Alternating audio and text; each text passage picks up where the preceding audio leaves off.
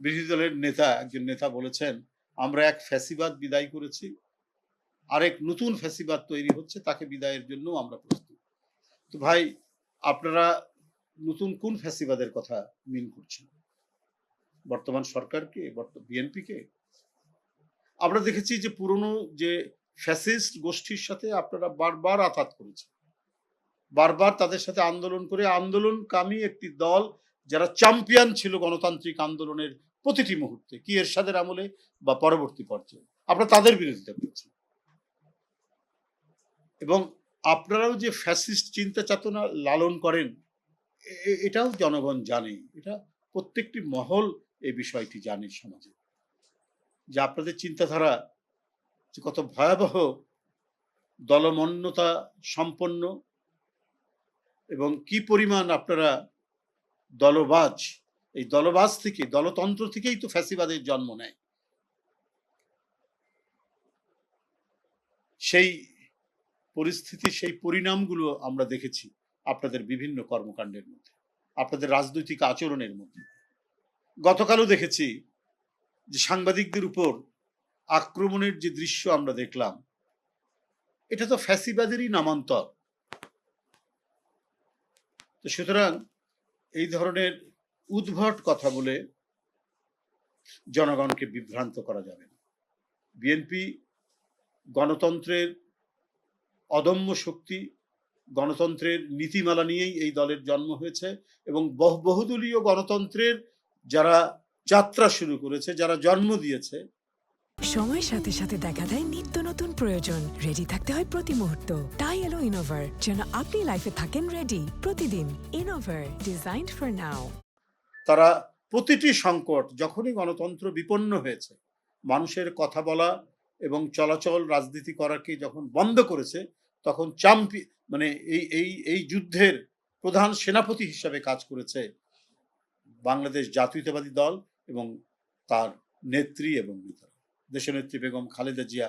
আজীবন সংগ্রাম করেছেন গণতন্ত্রের জন্য। রোগে, শোকে, সংকটে, দুঃখে, বেদনা সমস্ত কিছু ধারণ করে তিনি গণতন্ত্রকে প্রতিষ্ঠার জন্য তার যে অপরিসীম অবদান, সেটি নিশ্চয়ই কেউ ভুলে যায়নি। অপপ্রচার দিয়ে আপনি বিএনপির গৌরবোজ্জ্বল অবদানকে আপনি কালিমালিপ্ত করতে পারবেন না, খাটো করতে পারবেন না। এটা অব্যাহত আছে। গণতন্ত্রের পথ চলা যেটা শুরু হয়েছে, সেই পথ চলা অব্যাহত থাকবে। পার্লামেন্টে এত কথা বলছেন, প্রধানমন্ত্রীকে নিয়ে নানা অপপ্রচার করছেন। কই, এখন তো কোনো গুম হওয়ার কথা শোনা যায় না, এখন তো ক্রস ফায়ারের কথা শোনা যায় না। 4 মাস তো হয়ে গেল। মিথ্যা মামলায়, মানে রাজনৈতিক মত প্রকাশের কারণে কাউকে তো কারাগারে বন্দি করা হয়নি মিথ্যা মামলা দিয়ে। এইটাই হচ্ছে বিএনপির বৈশিষ্ট্য। বিএনপি যখনই ক্ষমতায় এসছে, তখনই গণতন্ত্রের চূড়ান্ত যে মানে আলোকময় যে পরিস্থিতি, পরিবেশ, সেইটা তারা তৈরি করেছে। বিএনপি 2001 থেকে 2006 পর্যন্ত যখন ক্ষমতায় ছিল, তখন কত অপপ্রচার করেছে।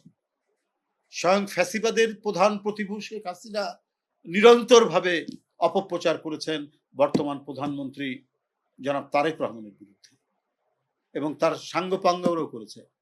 তাদের কাউকেও গ্রেপ্তার করা হয়নি, শেখ হাসিনাকেও গ্রেপ্তার করা হয়নি এই মিথ্যা অপপ্রচারের বিরুদ্ধে।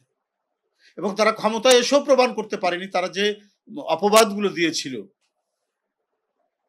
আমাদের প্রধানমন্ত্রীর বিরুদ্ধে, সেই অপবাদগুলো প্রমাণ করতে পারেনি। তার মানে ওরা যে মিথ্যা কথা অনর্গল বলে যেতে পারে, সেটা নতুন করে আর তো প্রমাণ করার তো কোনো দরকার নেই। কারণ ফ্যাসিজমের বৈশিষ্ট্যই হচ্ছে যে অপপ্রচার দিয়ে, মিথ্যাচার দিয়ে জনমনকে প্রভাবিত করা। কিন্তু শেখ হাসিনা এটা করতে ব্যর্থ হয়েছে। যাই হোক, আমি আবারও কালকেও বলেছি, আজকেও বলেছি, যে স্বাধীনতা সার্বভৌমত্বের প্রশ্নে এবং গণতন্ত্রের প্রশ্নে এখানে দলমত নির্বিশেষে যারা গণতন্ত্র বিরোধী ফ্যাসিস্ট ছাড়া সবাই ঐক্যবদ্ধ, জনগণ ঐক্যবদ্ধ। দেখুন, রাজনৈতিক কথা উনি বলেছেন, উনি বলতে পারেন, কিন্তু পলিটিক্যাল কথা উনি এটা বলছেন। জনগণ ম্যান্ডেট দিয়েছে 5 বছরের জন্য, আর জুলাইয়ের গুম খুনের সাথে যারা জড়িত তাদের বিচারের যে প্রক্রিয়া ওটা কি থেমে আছে? বেনজির মানে সবচেয়ে বড় ফ্যাসিজমের একজন নায়ক, তার মামলা, তার যে বিচারিক কার্যক্রম, আইনি কার্যক্রম সেটা কি বন্ধ আছে? আজকেও খবরের কাগজ খুলে দেখুন, সেগুলো অব্যাহত রয়েছে। সুতরাং রাজনৈতিক কথা তারা বলতেই পারে, সেটা ভিন্ন বিষয়, কিন্তু কথা হলো যে কমিটমেন্ট, যারা গণতন্ত্রকে হত্যা করেছে, যারা ক্রস ফায়ারে রাজনৈতিক নেতাকর্মীকে হত্যা করেছে, যারা আয়নাঘর বানিয়েছে, যারা গুম করেছে অসংখ্য নেতাকর্মী, নির্বাচিত সংসদ সদস্য সহ, হ্যাঁ, তাদের বিচার অবশ্যই এই মাটিতে হবে এবং তারেক রহমানের নেতৃত্বেই, তার প্রধানমন্ত্রীত্বেই এই দেশে তাদের বিচার নিশ্চিত হবে।